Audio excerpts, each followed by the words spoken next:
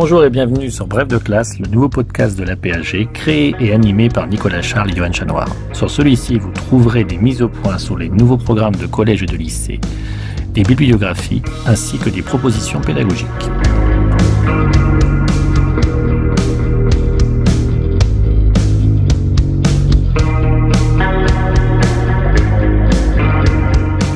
Le supplément de Bref de classe, ce sont des conférences, des cafés histoire ou géographie, des journées d'études ou de colloques mises à disposition par l'APAG pour servir d'approfondissement au programme de collège et de lycée.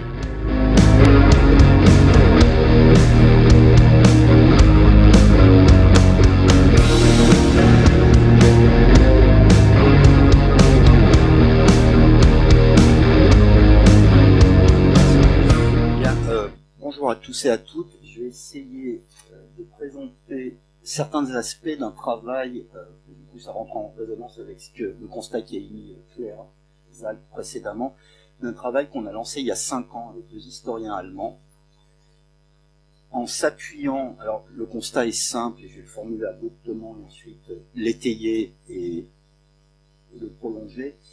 Il y a un immense impensé dans nos sociétés, mais particulièrement en histoire, parce que c'est quelque chose qui est utilisé en histoire, c'est le rapport à l'image.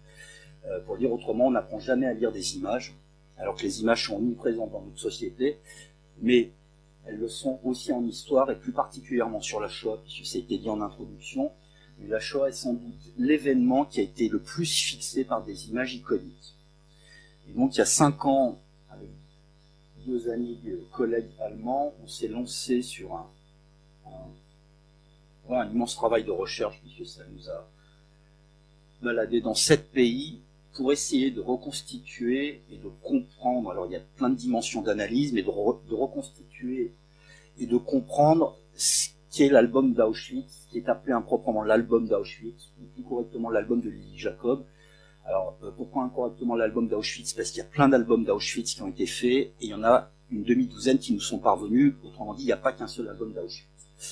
Et les photos que vous avez derrière moi ou devant vous, pour ceux qui ont des écrans géants, font partie de cet ensemble de 197 photos, dont une très grande partie sont devenues iconiques, parmi les plus iconiques qui symbolisent la Shoah. Si on enlève ce qui provient de l'album d'Auschwitz, il reste l'enfant du ghetto de Varsovie et quelques photos des Einsatzgruppen.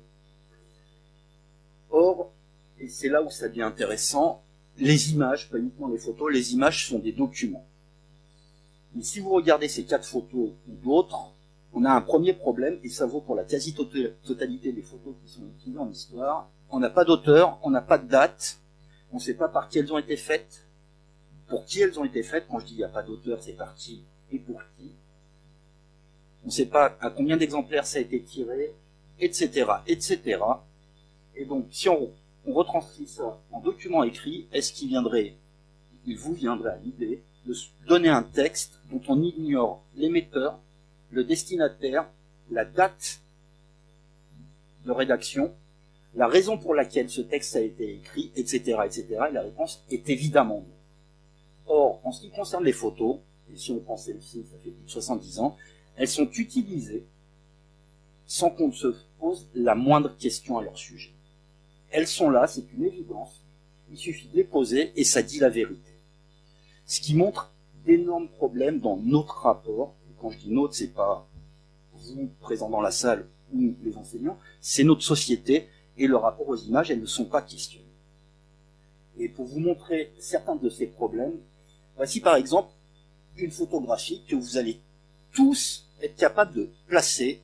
Elle a été prise à Birkenau. Sauf que c'est là qu'il y a un problème. Elle est prise à Birkenau et vous savez qu'il y a des SS et qu'il y a des juifs. Et ça, c'est un premier problème qui montre qu'on ne sait pas lire les photos parce qu'on injecte nos connaissances dans le document avant même de lire le document. Le document, il ne nous dit pas ça. Le document, il nous dit il y a un train, il y a des civils sous la garde militaire, dans un endroit qui est ceinturé par des barbelés et avec une tour. Voilà ce que nous dit le document. C'est nos connaissances externes, ensuite, qui nous permettent d'analyser le document. Même chose ici, sauf qu'ici, il n'y a aucune information. Autrement dit, je le fais régulièrement, donc je parle d'expérience, je pourrais reposer la question, mais cette photo, si on l'analyse, c'est une photo de pique-nique. Ce que dit cette image, ce n'est rien d'autre qu'un pique-nique. Il n'y a aucun moyen dans l'image de savoir où ça a été pris, quelles sont les conditions. Il n'y a quasiment aucun moyen de savoir quelles sont les personnes. Donc littéralement, c'est une photo de pique-nique. Mais ce qui est intéressant, cette photo, elle est prise à Birkenau en mai-juin 1944. On n'a pas de date, on a une fourchette, mais je vais revenir sur cette fourchette parce qu'elle est fausse. Bon, c'est entre mai et août 1944. Et une autre photo que certains connaissent peut-être, prise à Belzec à l'été 1940, qui montre un groupe de tziganes. Or, cette photo qui montre les tziganes à Belzec, vous la trouvez, ou dans certains manuels, alors peut-être pas dans les nouvelles versions, dans des musées ou sur Internet, vous pouvez faire la recherche, qui explique tziganes à Belzec en attente d'être assassinés. Problème, le centre de mise à mort de Belzec n'a été construit qu'1 an et demi plus tard. Ce qui pose un problème de fond. Parce qu'on a des tziganes à Belzec, la photo a vraiment été prise à Belzec, et que ça colle avec ce qu'on se représente, on l'utilise. La photo qu'on voit prise à Belzec à l'été 40 montre un centre, un camp de concentration au sens premier. On concentre les populations tziganes de la région pour ensuite mettre en œuvre différentes politiques. Autrement dit, les personnes qui sont sur cette photo n'ont pas été tuées ni dans les jours, ni dans les semaines qui ont suivi, ni dans les mois. Leur sort, on l'ignore. L'immense majorité a été libérée, puisque c'est ça l'histoire du camp de regroupement, pour utiliser le terme correct, de Belzec. En revanche, tout dans l'image de cette photo prise dans le camp de Belzec, et pas le centre de mise à mort, tout indique la violence. Si vous la comparez avec la photo de pique-nique de Birkenau, tout montre la violence. Le sol est nu, de l'autre côté on a de l'herbe, les gens ne sont même pas pauvres, ils sont plus que pauvres, ils n'ont pas de chaussures, ils sont vêtus de hardes. Si vous comparez avec les juifs qui sont correctement vêtus, ils ne sont pas riches, mais ils sont correctement vêtus, on voit distinctement les barbelés, et en plus, et surtout, il y a un autre élément, le photographe a ordonné aux tziganes de le regarder. Tout le monde fixe le photographe. Tout dans la composition de la photo induit la violence, et je vous dis pas que la scène qu'ils vivent est agréable, alors que l'autre photo n'induit aucune violence, elle renvoie au pique-nique. La différence, c'est que toutes les personnes sur la photo prise à Birkenau ont été tuées quelques dizaines de minutes après la prise de la photo, tandis que la photo de Belzec n'est pas liée à la politique d'assassinat contre les tziganes. Vous voyez à quel point une photo par elle-même ne dit pas les choses. Elles sont même piégées, puisqu'on y injecte nos représentations. Ce qui permet de souligner une chose qu'on a totalement oubliée ou perdue de vue, c'est que il faut apprendre à lire des images, mais on a oublié que l'alphabet, ce sont des images. Donc j'utilise un alphabet que je connais, mais ça vaut pour toutes les langues sémitiques, l'hébreu. La lettre bête, qui veut dire maison, c'est la forme d'une maison. Le son B est fourni par une lettre qui est un mot en fait, et le mot est une lettre qui représente une maison. Même chose avec Gimel qui veut dire chameau, initialement c'est la forme d'un chameau, même chose avec Dalet, c'est une porte. L'alphabet latin descend, pour pas faire des heures là-dessus, descend directement des alphabets sémitiques. Autrement dit, on a appris à lire des images qu'on assimile à de l'écriture.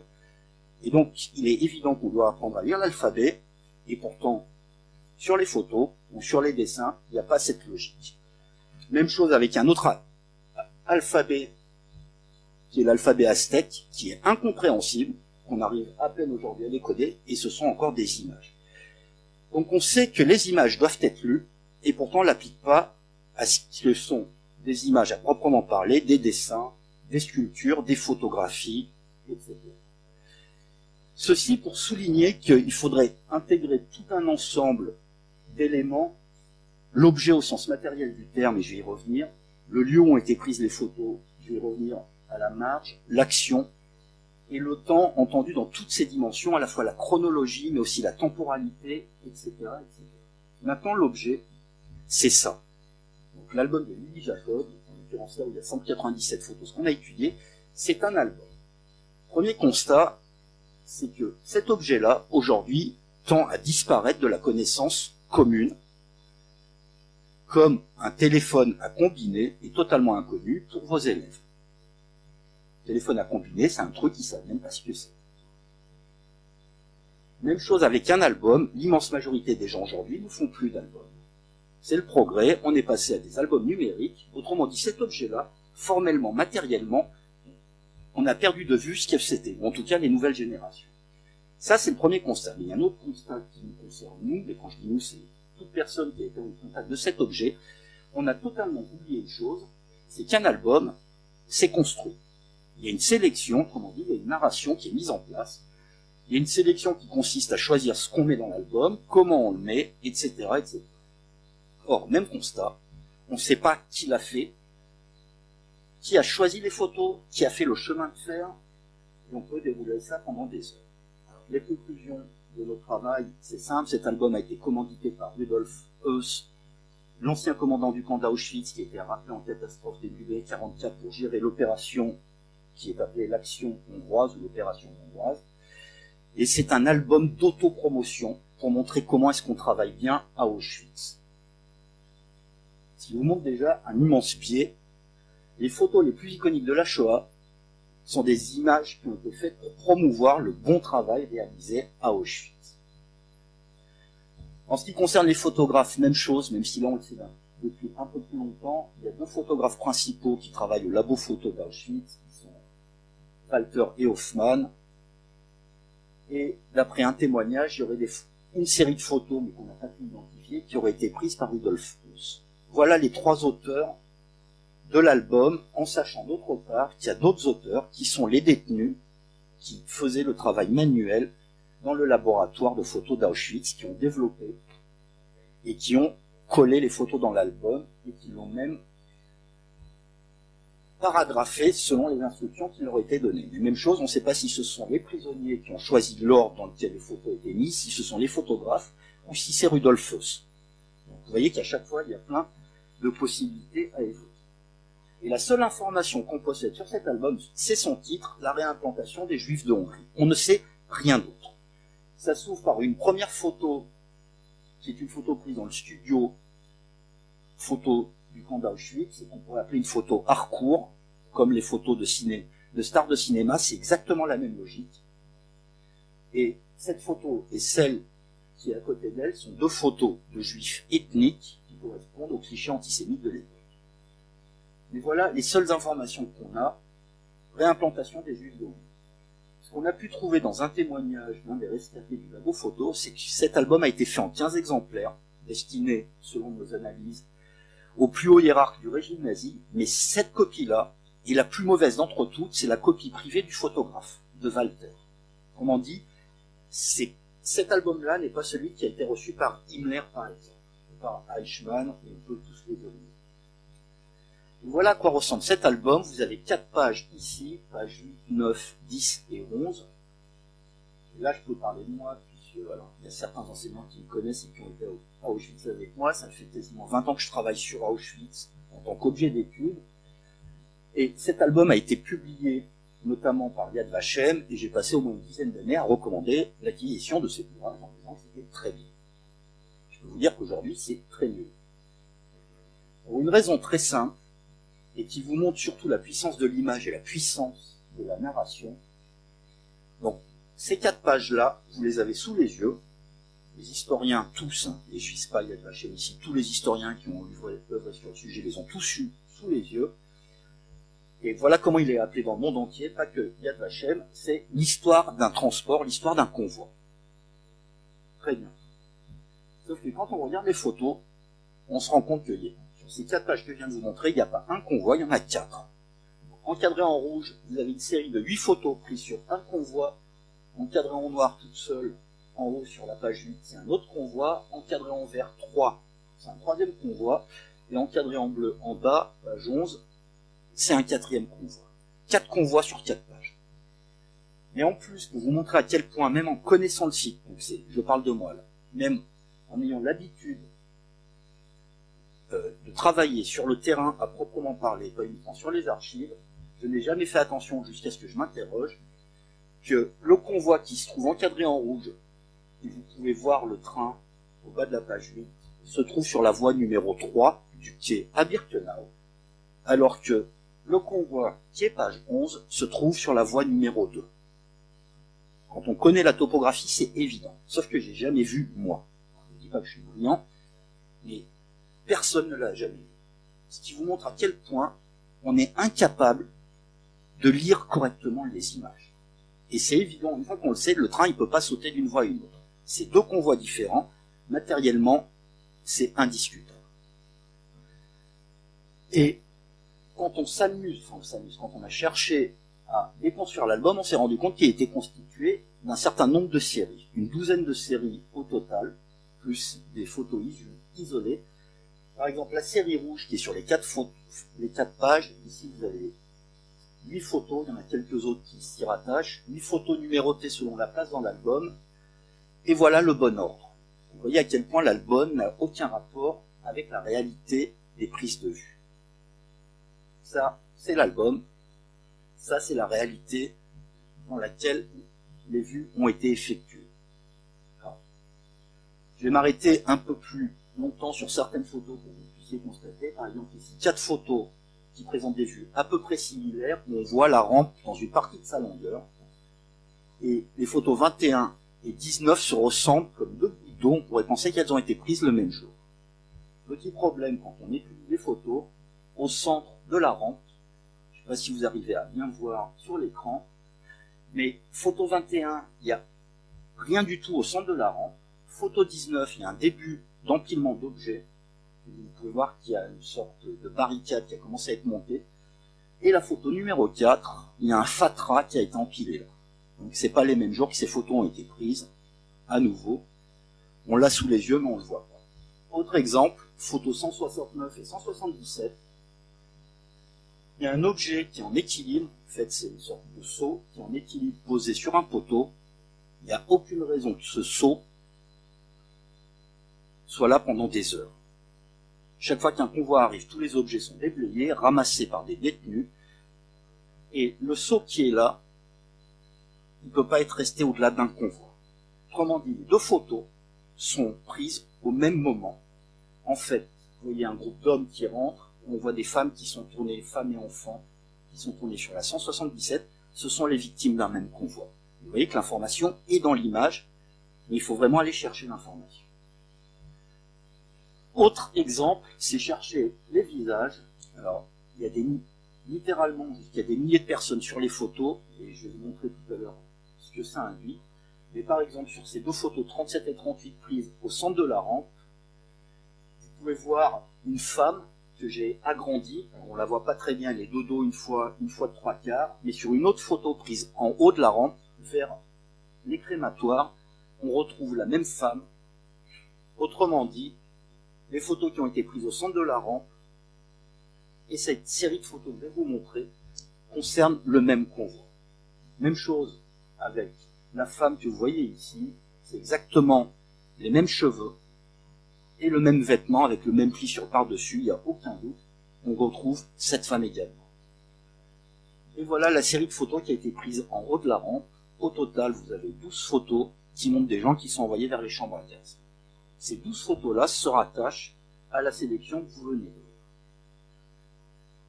Maintenant, quand on les remet dans l'ordre, il y a énormément de choses à en tirer. Je vais juste vous donner deux exemples. D'abord, vous voyez qu'il commence dans une partie basse de la rampe et ensuite il progresse.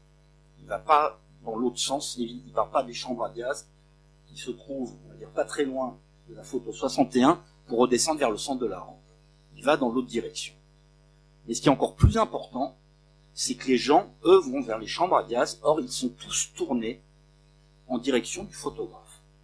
Ce qui veut dire que le photographe les a arrêtés, leur a intimé l'ordre de se retourner et a fait les clichés. Vous pouvez même voir sur les deux photos qui sont numérotées, donc les 61 et 64, vous pouvez voir qu'on retrouve les mêmes personnes d'une photo à l'autre, c'est-à-dire qu'il est vraiment en face, il fait deux clichés, ce qu'on appellerait aujourd'hui une photo panoramique. Ces photos-là, elles sont absolument pas naturelles. Elles sont mises en scène comme n'importe quelle photo, mais là, il y a un degré de mise en scène qu'il faut souligner. Il y a une interruption directe du flux des gens vers les chambres à gaz pour qu'ils se retournent, qu'ils regardent le photographe et ensuite ils les renvoient vers l'assassin. Maintenant, autre élément, vous voyez que sur cette photo, derrière, il y a un numéro sur le wagon qui ne veut rien dire pour personne, mais dans les archives d'Auschwitz, on a pu trouver des comptes rendus quotidiens qui indique que le wagon avec ce numéro a été enregistré, c'est un wagon de matériel, il a été enregistré le 19 mai 1944 à Birkenau. Autrement dit, ce numéro de train nous permet de connaître la date de la photographie. Maintenant, il y a une autre série de photos qui montrent des hommes qui ont été sélectionnés. Et vous voyez, photo 73, ce sont des hommes qui se trouvent dans la Lagerstrasse, c'est-à-dire une voie qui traverse perpendiculairement le camp de Birkenau. Or, l'homme que j'ai entouré, on le retrouve sur les deux clichés 37 et 38. C'est le même homme, il tient un truc distinctif, on ne sait pas ce que c'est, mais qui est plié dans les mains, et vous pouvez voir qu'il tient. Sur la photo 38 à Brandille, l'homme dont on ne voit pas le visage tient ce truc plié, donc il n'y a aucun doute, c'est lui. Même chose sur une autre série de photos où on voit des gens qui rentrent dans la Lagerstrasse. L'homme sur la photo 80, c'est l'homme qui est cerclé sur la photo 38, c'est exactement à nouveau le même visage, ce qui nous permet, et encore on peut continuer comme ça, on retrouve plein de visages d'une série à une autre, de lier 4 séries différentes prises en 4 lieux différents. Le centre de la rampe, vers les crématoires en haut de la voie sur la rampe qui mène vers les crématoires, et dans 2 points de la Lagerstrasse. Vous voyez 12 photos, 2 photos, et encore 2 et 3 photos. Tout ça a été pris le même jour, mais surtout, ça pose un problème de topographie. Le même photographe n'a pas pu faire toutes ces photos. Autrement dit, ça nous permet d'établir que les 2 photographes ont opéré, puisque les photos qui sont faites sur les femmes et les enfants vers les crématoires, qui sont envoyées vers les crématoires, vu qu'elles sont au premier rang et qu'elles sont photographiées, c'est pas le même photographe qui a pu le réaliser. Donc vous voyez que là, en utilisant tous ces éléments-là, on peut reconstituer la réalisation, pas seulement des photos, mais de l'album. Maintenant, ça pose une question, je vous ai dit, il y a plus d'une dizaine de séries, et l'album est titré la déportation des Juifs d'Hongrie. Mais c'est pas parce que c'est écrit que c'est vrai. Il faut établir que chacune de ces séries montre des Juifs d'Hongrie, et il y a un élément qui nous permet de le voir, ce sont les étoiles. Donc chaque photo a 3 exceptions près. La première exception, c'est la photo Harcourt, on ne sait pas d'où viennent ces victimes. Les 2 autres photos isolées. Sur toutes les autres photos, on voit des étoiles qui ont été préparées à la hâte. Je vous en montre quelques-unes. Vous voyez, à chaque fois, c'est des étoiles à la hâte, qui ressemblent parfois même pas à des étoiles.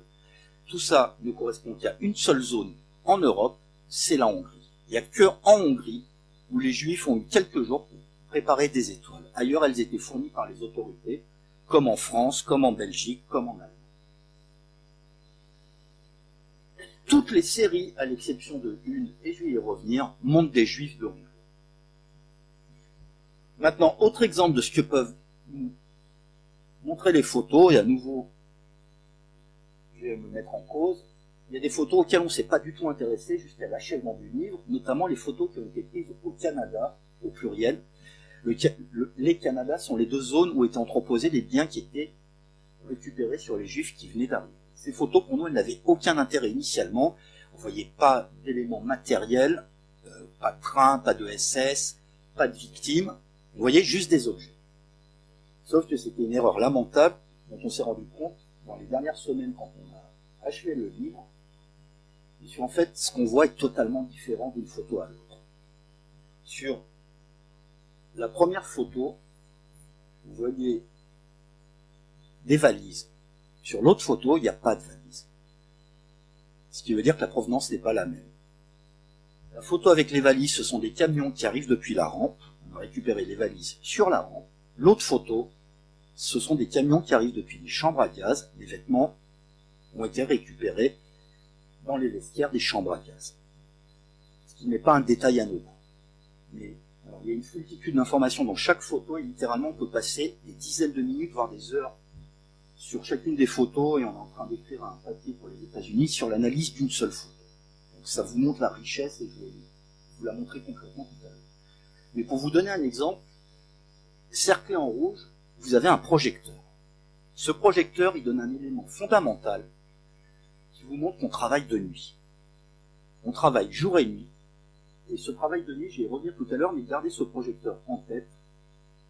Même chose ici, où J'ai rajouté une deuxième photo prise au même moment. Vous voyez que là aussi, il y a un projecteur, enfin, une ampoule au-dessus de la baraque, qui vous montre que la question de la lumière est considérable.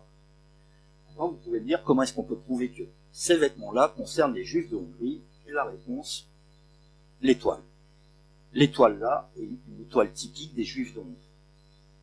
On peut multiplier les exemples que je ne vais pas faire, mais vous voyez qu'il y a une capot, une femme, on sait que c'est une capot, pas à cause de son uniforme, mais parce qu'elle a les cheveux longs, parce que seuls les capots sont autorisés à avoir, et on peut continuer comme ça. Mais il y a cette série qui est prise dans le premier Canada, qui elle ne concerne pas les Juifs de Hongrie, même si elle a été faite au moment du début de la déportation des Juifs de Hongrie. En fait, c'est même sans doute, et même très certainement, la première série de photos, elle a été faite le 16 ou 17 mai 1944, et ce qu'on voit sur ces photos provient d'un convoi immatriculé DZ qui arrive de Theresienstadt. Donc c'est là que j'ai pu me faire plaisir à la fin en tant que spécialiste de micro-histoire et ex-étudiant d'histoire antique, en travaillant avec pas grand-chose. En fait, sur quelques photos, on a des informations sur les valises. Ce que vous voyez là, c'est tout ce qu'on peut tirer de l'ensemble des photos. La définition maximale ne donne pas plus d'informations. Vous voyez peut-être pas très bien sur la première, mais on arrive à distinguer un prénom qui est marqué sur la valise, Pavel. Autant vous dire que c'est pas grand-chose. Et ensuite, des trucs qui sont très difficiles à comprendre, et on a fini par comprendre, et je vais vous donner quelques exemples.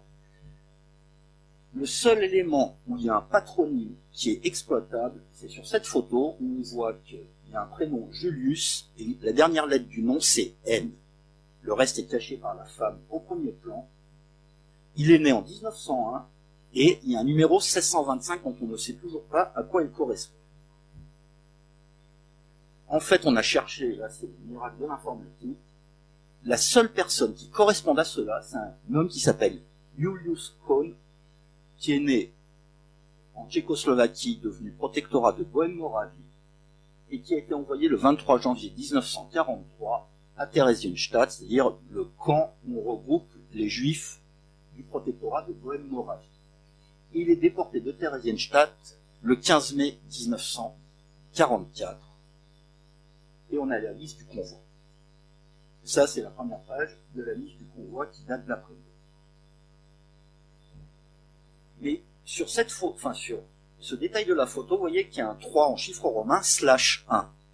Ça, c'est un code utilisé par la police allemande, la ZIPO, pour les convois qui partent pour les Juifs d'Allemagne à direction de Theresienstadt, qui sert aussi de camp, de sas, pour la déportation des Juifs d'Allemagne. Officiellement, ils sont envoyés à Theresienstadt, mais en fait, après Theresienstadt, ils sont déportés vers les centres d'assassinat. 3 en chiffre romain /1, c'est l'immatriculation. Alors je pense que c'est illisible pour vous, mais c'est marqué en haut. C'est l'immatriculation du premier transport parti de Cologne avec les Juifs. Et 3, c'est le sigle pour les transports Gestapo qui partent de la région de Cologne. Donc ce 3/1 renvoie à une valise qui a été transportée de Cologne à Theresienstadt et de Theresienstadt à Auschwitz. Maintenant, ce 3/1 que je vous présente dans la meilleure forme possible se lit ou 52 ou 62. Et c'est le numéro d'ordre dans la liste du convoi parti d'Allemagne vers Theresienstadt. Alors le numéro 62 était, vous voyez, il y a toutes les informations à l'écran, Robert Gottschalk, qui est mort à Theresienstadt, donc la valise a priori ne lui appartient pas. Et le numéro 52 était Frida Mark, vous avez toutes les infos, une femme âgée, autrement dit elle a été assassinée dès l'arrivée à Auschwitz, elle est déportée dans le convoi Z. Donc on a une valise convoi Z, celle de Julius Kohn, on en est sûr, et là on a quelque chose qui recoupe, a priori. Autre exemple, sur cette valise, on lit Bach, on ne sait pas si c'est juste le nom dans sa globalité ou il y a autre chose, et en dessous on lit Cologne.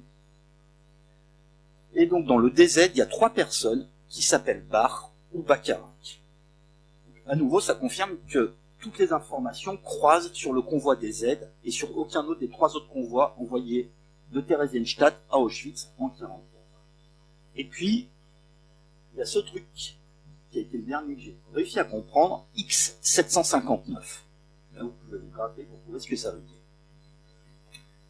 Et j'ai fini par trouver, il y a 3 possibilités. Transport X partie de Prague, transport X1 partie de Dortmund, ou transport X1/1 partie de Dortmund également. Il n'y a pas de X759 dans la liste de transport DZ, puisqu'on a les anciennes immatriculations qui ont été reportées dans le transport DZ. On n'a pas de X1-759. En revanche, X1/1, on le retrouve dans le convoi DZ. C'est Louis Franck, un homme âgé qui vient du fin fond de la Westphalie, numéro d'ordre 759. Autrement dit, cette valise lui appartient. Il vous montre qu'avec cette simple photo, d'une part, on peut dater la prise de photo, 16 ou 17. On a gardé une marge, parce que peut-être que le convoi est arrivé le 16 au soir, et que les valises ont été triées le 17. Vous voyez aussi, j'aurais pu tirer tout le fil de la vie de Louis Franck à partir de cette simple photographie. Et voilà la liste du convoi DZ, avec l'information. On a bien Louis Franck encadré en rouge, qui est né en 1873, et vous voyez l'immatriculation du convoi qui l'a amené à Theresienstadt, et ensuite de Theresienstadt à Auschwitz. Et puis sur toutes les photos, tous les détails, il y en a un qui nous paraissait le plus facile à trouver, une femme dont il n'y a pas le nom, Rike Sarah. Mais on a même l'adresse, à Charlottenburg, Berlin, Siebelstrasse au numéro 42. Ce qui était l'information la plus exploitable et qui ne nous a donné aucun résultat. Pour une raison, et c'est là où c'est très intéressant, mais on a réussi à avoir le résultat à la fin. Mais la raison est historique. Les Juifs, en particulier à Berlin, mais pas que, étaient regroupés dans ce qu'on appelle des Judenhaus, autrement dit des maisons pour Juifs, autrement dit des ghettos réduits à la taille de bâtiments. Et on n'a pas de trace des mouvements des Juifs d'un bâtiment à un autre.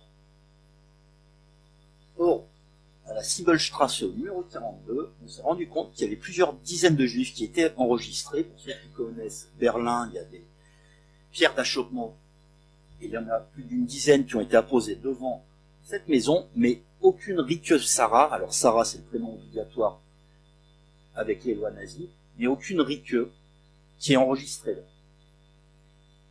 Et juste avant que le bouquin parte à l'impression, le ministère des Finances nous a envoyé un folio où une femme, dont le prénom est Rike, est enregistrée comme ayant transité pendant 3 semaines à la Siebelstrasse numéro 42, et elle est morte à Theresienstadt en 1943. Ce qui montre une chose, ce n'est pas elle qui arriva à Auschwitz avec cette valise. Donc vous voyez à quel point on peut dérouler l'écheveau des informations et descendre non seulement en profondeur dans l'histoire d'Auschwitz, mais aussi dans l'histoire de la réalisation de la solution finale. Ce qu'on voit sur les photos, ça ne nous ramène pas qu'au site d'assassinat, ça nous envoie à Theresienstadt, ça nous envoie à Berlin, et on peut continuer comme ceci. Autre exemple que là j'ai choisi à dessein pour vous, puisque je pense que c'est quelque chose que vous abordez dans votre enseignement, tout le monde connaît la manière dont se passe la sélection telle qu'elle est rapportée par la rescapée. Je suis descendu, on m'a envoyé à droite, ma famille a été envoyée à gauche. C'est ce que vous trouvez dans tous les témoignages, et je pense que tout le monde a entendu cette histoire. J'étais à droite, j'ai eu la vie sauve. Petit problème, il n'y a pas de droite, il n'y a pas de gauche. Les convois sont séparés en deux, ce qui est le cas par exemple. Sur le premier convoi, autrement dit, il y a des gens dans le dos du photographe qui subissent la sélection. Une partie des gens qui sont envoyés vers la chambre à gaz vont à gauche, et ceux qui sont en face sont envoyés sur la droite. Donc, cette histoire de gauche et droite n'a aucune réalité scientifique. Il y a aussi un autre élément qu'on peut voir, mais difficilement, j'aurais dû mettre un agrandissement, si vous regardez, vous voyez qu'il y a des hommes qui attendent derrière le groupe d'hommes. Je ne sais pas si vous arrivez à les distinguer. Il y a des hommes qui sont sur la voie ferrée. En fait, ces hommes qui sont sur la voie ferrée ont été sélectionnés. Et la sélection ne les a envoyés ni à gauche ni à droite, on leur a dit d'attendre là.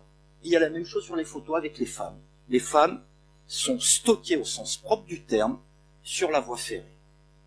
Pour des raisons liées à la gestion des flux des gens qui circulent vers les chambres à gaz ou vers les Canada. Autrement dit, ces femmes ont été envoyées ni à droite ni à gauche, ce qui vous montre que la réduction dans les témoignages de « j'ai été envoyé à droite, j'ai eu la vie sauve » n'est qu'une façon de raconter ce qui s'est passé, qui ne correspond pas à la manière dont ça se déroule au quotidien. Il y a un autre élément intéressant, la photo qui est une photo à nouveau ethnique, je suis censé montrer un juif difforme en gros plan, elle est aussi exploitable d'une autre façon. Si vous regardez au-dessus de sa tête, vous avez une sélection qui est en train d'être réalisée. On voit les jambes de femmes et les jambes d'hommes qui nous donnent des informations sur la réalisation de la sélection. En fait, chaque bande de bas en haut est la même sélection. Donc, une sélection, deux sélections, trois sélections, quatre sélections. Mais pour rendre les choses un peu plus claires, souvent on vous dit c'est d'abord les femmes et ensuite les hommes. Femmes et enfants et ensuite les hommes. Sauf que si vous regardez les deux premières photos en haut, les hommes sont sélectionnés en même temps que les femmes et les enfants. Et c'est encore plus évident avec la photo, enfin les deux photos en bas. Les hommes ont été arrêtés, autrement dit, ils viennent d'être envoyés vers la chambre à gaz. Si vous faites attention derrière eux, il y a des femmes et des enfants qui passent. Ils ont été sélectionnés avant les femmes et les enfants. Toutes ces informations, elles sont sous nos yeux, mais on est incapable de les voir parce qu'on est totalement modelé, formaté, pour parler moderne, par ce qu'on se représente, et qu'on se représente par diverses façons, à travers les témoignages, à travers nos propres représentations, etc., etc., alors que les documents historiques que sont les photos nous disent autre chose et nous montrent autre chose, mais qu'on n'est pas capable de saisir. Maintenant, autre exemple qui permet de montrer à quel point les photographies constituent quelque chose de très problématique à analyser. Sur cette photo, vous avez plus de 2000 personnes. 2000 têtes, 4000 paires de bras, 4000 paires de jambes, on va passer tout ça. Autant d'informations qui parviennent à notre cerveau, mais notre cerveau est incapable d'assimiler toutes ces informations, donc chacun va retenir telle ou telle information selon ses points d'intérêt. Maintenant, comment est-ce que je peux vous dire qu'il y a plus de 2000 personnes? On a toutes les informations dans la photo. On a d'abord, et il y en a dans tout l'album, mais il y en a dans, en fait, quasiment dans toute l'Europe, on a les photos des wagons. Et on fait jamais attention, mais sur les wagons, ici vous avez deux exemples, il y a plein d'informations. Par exemple, sur ce wagon, il y a le numéro 11, c'est le wagon numéro 11 du convoi, en dessous, écrit en hongrois, Kaufmann Ferenc, ce qui nous montre que ce sont des Hongrois qui ont écrit sur la paroi. Ça aurait été un Allemand, il aurait écrit Ferenc Kaufmann, d'une part, et en plus il n'aurait pas utilisé les lettres hongroises, et en dessous 71, le nombre de personnes dans le wagon. Et autre exemple, sur l'autre photographie, on voit qu'il y a 76 personnes, il n'y a pas de numéro, il n'est pas dans la photo, 76 personnes, et Wisman Kalman, autrement dit à nouveau, écrit en hongrois. Alors les noms, ce sont les juifs qui ont été rendus responsables des wagons. En cas d'évasion, ces hommes-là sont exécutés, et on a retrouvé des télégrammes, pas qui concernent ces hommes-là, mais de certains convois où il y a eu des évasions suivies d'exécutions. Autre exemple d'information, en fait, qui crève les yeux, chaque wagon correspond à un type particulier. Il y a des wagons de la Deutsche Reichsbahn, de la SNCF en haut, ou alors slovaque. Alors, il ne s'agit pas juste de s'intéresser aux wagons pour s'intéresser aux wagons, mais chaque wagon, on a les archives, donc on a les dimensions, ce qui nous permet de savoir qu'en général, un wagon, pour schématiser, ça fait 10 mètres de long. Et voilà le plan de construction de la rampe, tel qu'il a été dressé et suivi pour la mise en chantier. Plan de construction qui nous dit qu'il y a la construction d'une gare, ce qu'on appelle la rampe, avec une longueur utile des voies qui permettent le déchargement sur 600 mètres. Et la longueur totale de la voie 3, celle où il y a ces wagons que vous avez vus sur la photo, elle fait 700 mètres au total. Mais si vous zoomez dans la photo, vous voyez que le train va très très loin. Il va au-delà de la longueur utile des voies. Je l'ai reporté en rouge sur le plan. En fait, et c'est là l'information la plus importante, on a affaire à un transport qui fait peut-être jusqu'à 700 mètres de long. Donc vous le divisez par 10 mètres pour chaque wagon, ça nous fait environ 70 wagons, et on peut estimer en moyenne, et à nouveau j'ai très vite, qu'il y a 70 personnes par wagon. 4900 personnes dans ce transport, de prime abord.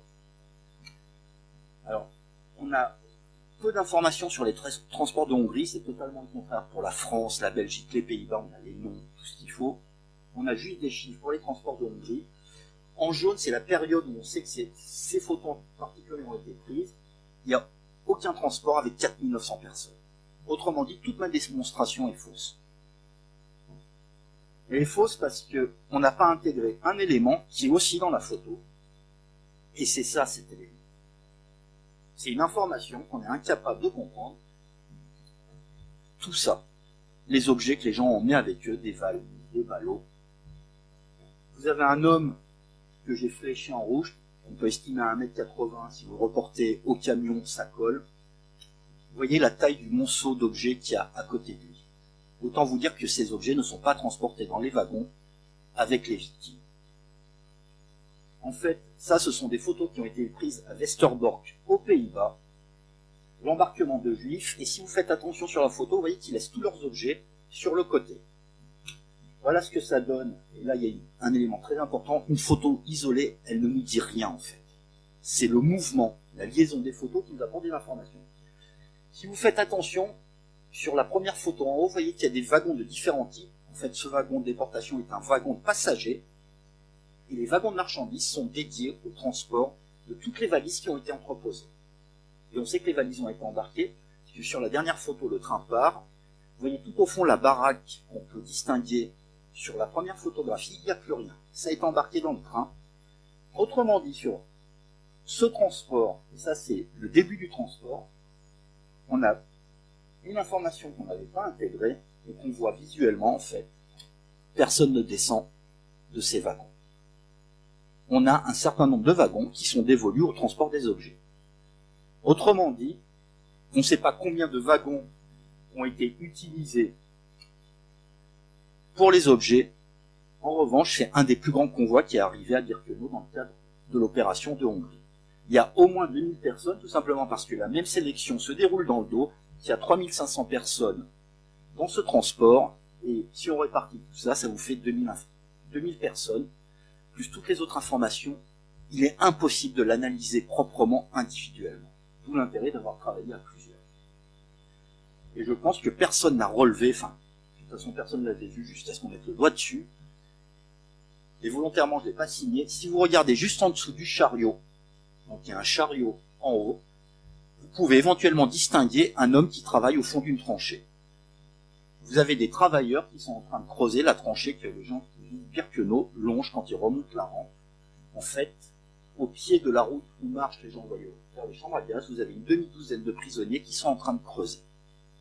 Ce qui permet de souligner un autre élément, la rampe n'est pas encore terminée. Sur toutes les photos, on voit encore la construction de la rampe qui n'est pas achevée, contrairement à ce que Rudolf Höss a annoncé assez super. Maintenant, très rapidement, quelques autres éléments. 3 photos qui suivent dans l'album. Elles ne sont pas dans l'ordre. Voilà le bon ordre. Photo panoramique. L'homme qui est au bord de la photo 75, vous retrouvez au bord de la photo 74. Même chose avec l'adolescent au bord de la 73. Il est coupé, mais c'est lui sur la 74. Un panoramique, à l'époque, il n'y a pas d'appareil qui permet de faire une seule photo, mais c'est photo industrielle typique telle qu'on les fait depuis le début du XXe siècle. Sauf que dans l'album, on a les photos 148 et 134 totalement éparpillées. Et la 134 est prise devant le crématoire numéro 3, on le voit distinctement. La 148, elle n'a jamais été reliée. En fait, c'est la fin du périmètre du crématoire 3. Et il manque entre les deux un espace matériel, c'est pour ça que je parlais de l'objet au début, un espace matériel qui correspond très exactement à une photo qui a été faite et qui ne nous est pas parvenue. Soit parce que le photographe l'a ratée, soit parce qu'il n'a pas voulu la mettre dans l'album, pas pour des raisons de secret. Vous voyez que le crématoire 3, il est là, il n'y a aucun problème. Mais elle a été prise, on peut l'établir, on peut le prouver, mais elle n'est pas là. Même chose ici, c'est une des photos les plus utilisées pour montrer la sélection. Petit problème, c'est pas la sélection ça. Ça c'est le photographe qui s'est mis face aux victimes en leur intimant l'ordre de le regarder. Il n'y a aucun naturel là-dedans. Et je vais vraiment aller très vite là, mais photos 22 et 23, elles ont été prises successivement, et tout a été arrêté pour que le photographe prenne les photos. On arrête les opérations, le photographe fait les photos, tout est mis en scène pour lui. Vous voyez que les SS attendent que leurs potes en haut fassent les photos. Et ensuite, photo 59 dans l'album, que je viens de vous montrer précédemment. Ces femmes, c'est les femmes que vous pouvez voir au bas de la photo 23. Or, pourquoi est-ce qu'il a fait 2 photos en haut du transport? Tout simplement s'il en rate une. Il y en a au moins une qui a marché, puisque tout a été arrêté pour lui. C'est pas une opération qui va recommencer. S'il rate ses photos, il a intérêt à doubler. Ce qui veut dire une chose, il a doublé la photo 59, et pareil, elle n'est pas dans l'album. Tout a été arrêté pour lui. Cet arrêt, il empiète de 20 ou 30 minutes à une période où les convois se succèdent. 20 ou 30 minutes, c'est un luxe qui n'existe pas à l'époque. Vous voyez à quel point la réalisation de l'album impacte le fonctionnement d'Auschwitz. Pour vous montrer à quel point on peut pousser l'analyse, voilà une photo qui montre le wagon sur lequel il était monté, donc vous pouvez calculer le temps qu'il faut pour se déplacer, etc., etc. Maintenant, avant-dernier point,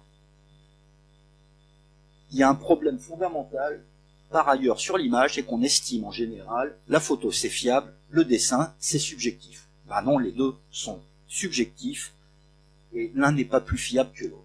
Et il y a, et là je pense que ceux qui ont été à Auschwitz se sont vus recommander l'acquisition de ce qui est appelé le carnet de croquis d'Auschwitz. Mais en fait, ce qui est intéressant, pour aller très vite, c'est un carnet de croquis, mais c'est surtout une bande dessinée.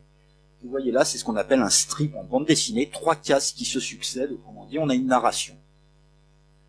Une narration, et si on décrypte ce qui a été dessiné, d'abord, vous voyez que les gens portent des étoiles à droite, alors que nous, on connaît les étoiles à gauche. Donc, il y a une possibilité, c'est « il s'est planté ».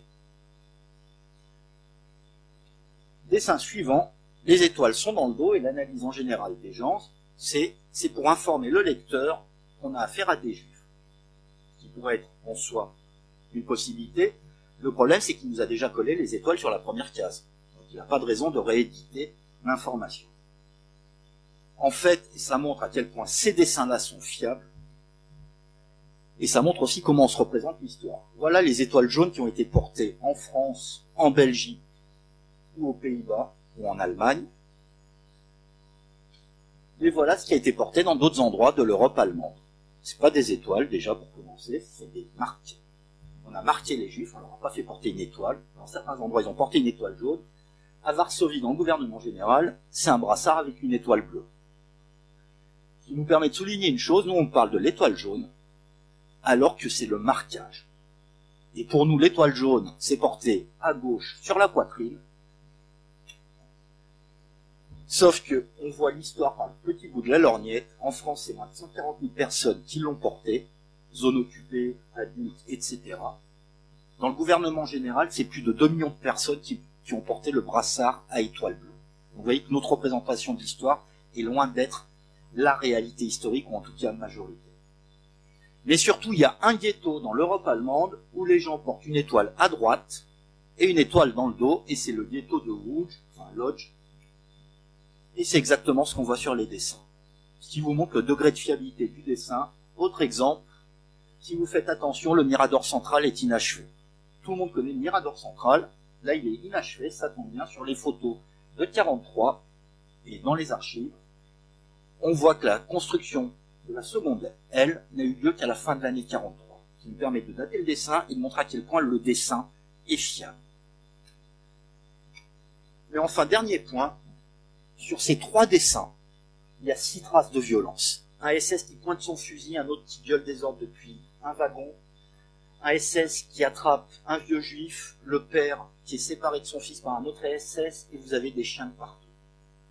Je vous mets au défi de me trouver une seule trace de violence sur les 197 photos de l'album d'Auschwitz.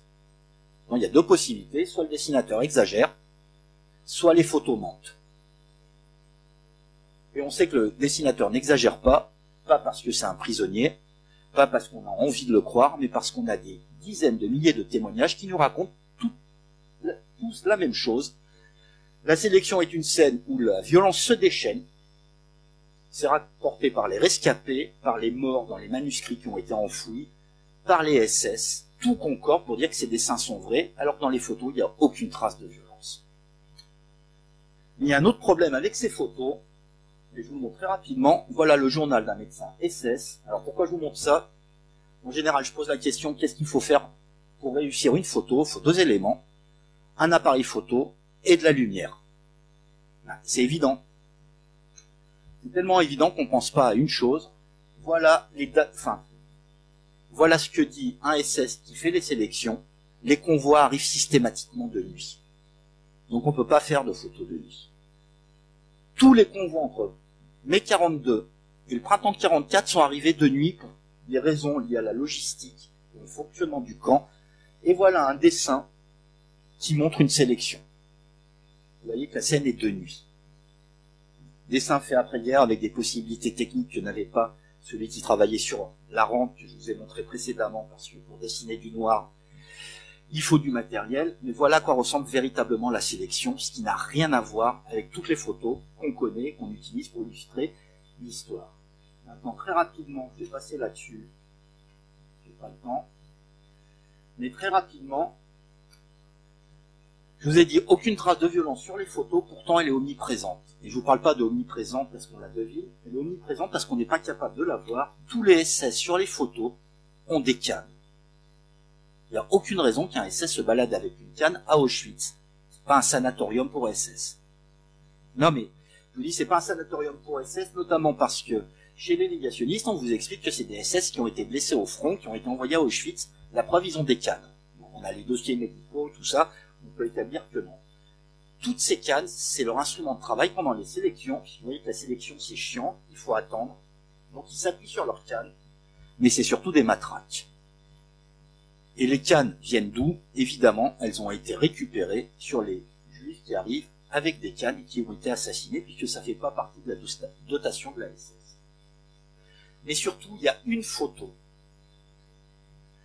où le photographe n'a pas vu, parce qu'il a essayé de gommer toute trace de violence, une photo où il y a un coup de canne qui est parti contre deux femmes, et c'est invisible. Ça a été invisible pour le photographe et c'est invisible pour lui. Mais c'est là. Or, sur ce convoi-là en particulier, on a retrouvé un témoignage d'une femme qui raconte que sa sœur a été rouée de coups de canne. Je ne vous dis pas que c'est elle, c'est absolument pas elle, sauf qu'on voit pas de coups de canne sur les photos de ce convoi. Or, on a des témoignages qui nous disent qu'il y a eu des scènes de violence, ce qui nous montre à quel point ces photos sont totalement déconnectées de la réalité. Et maintenant, j'arrive à ma conclusion. Ces photos qui sont devenues iconiques, elles ont fixé la représentation qu'on a de la Shoah. Or, la Shoah, si on la décrit en tant que processus, je vous ai fait un bête graphique, c'est quoi? On arrête les Juifs dans un endroit, en l'occurrence l'île, on les détient dans un endroit. Donc si on prend les rafles de septembre 42, sont envoyés, je suppose, je connais pas le terrain comme clair, dans différentes prisons avant d'être envoyés à Malines en Belgique, détenus là-bas, ensuite déportés, ils rentrent dans le lieu d'assassinat, en l'occurrence Auschwitz, si on prend les Juifs de l'île. L'album d'Auschwitz ne commence que quand les transports rentrent sous le Mirador central. Et il s'achève avant l'assassinat proprement parlé, ce qui vous montre à quoi ça correspond par rapport à mon graphique. Avec tout un ensemble de réserves, c'est en 44 alors que les Juifs arrivent ailleurs à Auschwitz entre 42 et 44, et là, les scènes sont de jour alors que ça se déroule de nuit. Donc vous voyez tout ce qui ne va pas. Mais surtout, pour illustrer la Shoah, on en est venu à utiliser l'album d'Auschwitz, fait par les SS, je ne vais pas dérouler tous les problèmes que ça pose, alors que des photos qui montrent le déroulement de la solution finale, on en a des dizaines de milliers. Nous en avons 4. Les Juifs qui partent de Prague en 42 pour Theresienstadt, c'est des victimes de la Shoah. Les Juifs embarqués dans le ghetto de Łódź en 44, victimes de la Shoah. Les Juifs qui prennent le bateau en Thrace pour être déportés vers Treblinka, victimes de la Shoah. Les Juifs dont on a l'impression qu'ils attendent le bus, en fait c'est des camions qui vont arriver, à Ioannina en Grèce, victimes de la Shoah. Ces photos-là, elles sont plus riches d'enseignements que les 197 photos de l'album d'Auschwitz. Et je vais juste vous montrer une série, je conclue là-dessus, prise à Kőszeg en Hongrie le 18 juin 44, donc au même moment où l'album d'Auschwitz est réalisé. Vous voyez les quelques 300 Juifs de cette petite ville qui sont sortis de leur lieu de rassemblement et qui traversent toute la ville où ils habitent. Ils sont encadrés par 2 gendarmes, donc première photo en haut, et ensuite vous voyez comment ça se déroule. Si je vous montre, pas à vous, mais ce qui vous permet de montrer aux élèves que la solution finale, ça se passe pas juste à Auschwitz. C'est pas juste des SS qui sont impliqués, et Claire tout à l'heure parlait du qui savait quoi, bah il y a un type en parapluie qui regarde ses voisins partir en plein jour encadrés par des gendarmes. Un type en parapluie, qui porte un parapluie, qui sait que le gouvernement hongrois a promulgué une législation antisémite, que le Troisième Reich aime pas particulièrement les Juifs, Donc le type doit se dire qu'il n'y a rien de bon qui les attend. Voilà le minimum qu'il peut imaginer. Mais on peut continuer. Il y a un type qui passe à vélo. Ce qui vous montre que le quotidien le plus normal, il ne s'arrête pas pour regarder ses voisins qui partent. Il y a des gamins sur les photos qui regardent les juifs partir, y compris d'autres gamins. Et puis, il y a ces deux avant-dernières photos, je vais faire une liaison. On voit les juifs qui partent, ils arrivent vers la gare, et vous voyez, il y a une sorte d'auberge. Il y a même la tenancière de l'auberge, enfin on peut supposer, elle a la fenêtre qui l'agrandit de l'auberge, elle regarde les juifs partir. Et derrière, il y a un autre bâtiment avec une publicité, puisque c'est un magasin qui appartient à Frenkel Ferenc, donc Ferenc Frenkel, lequel s'avère être le président de la communauté juive de la ville de Koché.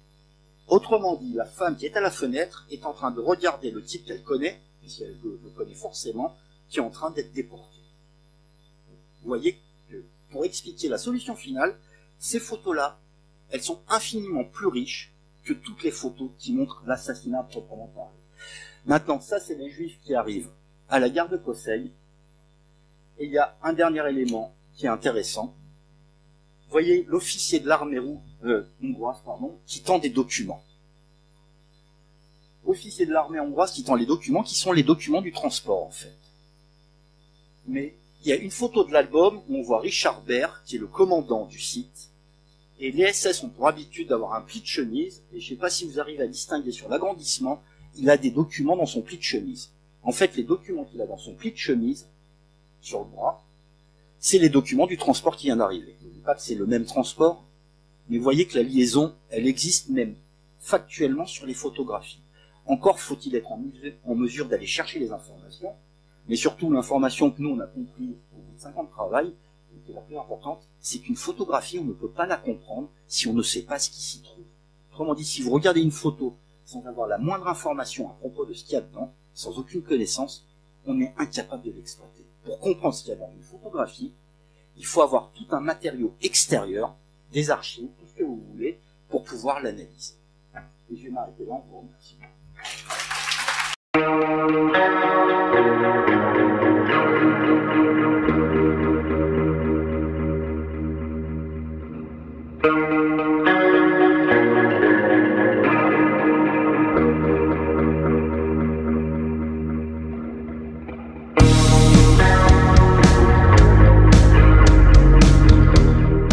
Retrouvez-nous sur Twitter @brefclasse. Tout le contenu de l'émission, la bibliographie, les documents exploités par l'auteur sont disponibles sur le site officiel de la PAG www.apag.fr.